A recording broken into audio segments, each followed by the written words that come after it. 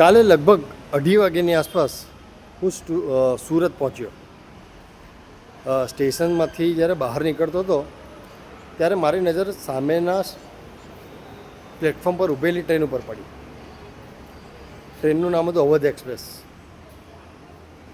પહેલાં જે સામાન્ય ડબ્બા જોયા એમાં ભીડ એટલી ખચાખચ કે લોકોને બેસવાની જગ્યા તો નહીં પણ કદાચ ઊભા રહેવાની પણ જગ્યા નથી.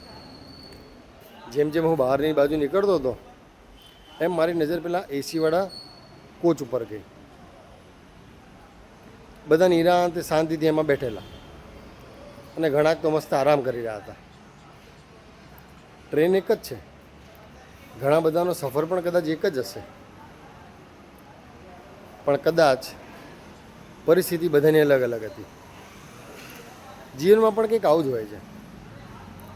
દરેક વ્યક્તિ પોતાની મંજિલ સુધી પહોંચવા માટે ઘણી બધી ભીડ, તકલીફ અને સંઘર્ષોનો સામનો કરે છે. જ્યારે કેટલાક લોકોને પોતાના સફર સુધી પહોંચવા માટે ઘણો આરામ પણ મળી જતો હોય છે. માટે કોઈ પણ વ્યક્તિની હાલની પરિસ્થિતિ જોઈને ક્યારે પણ એની તુલના બીજી વ્યક્તિ સાથે ના કરવી જોઈએ, કારણ કે દરેક વ્યક્તિની સફર અલગ અલગ હોય છે.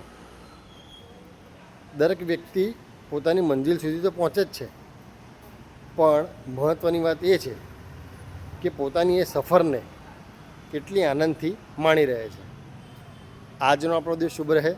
જય માતાજી, જય શ્રી કૃષ્ણ, જય અંબે, વંદે માતરમ, ભારત માતા કી જય.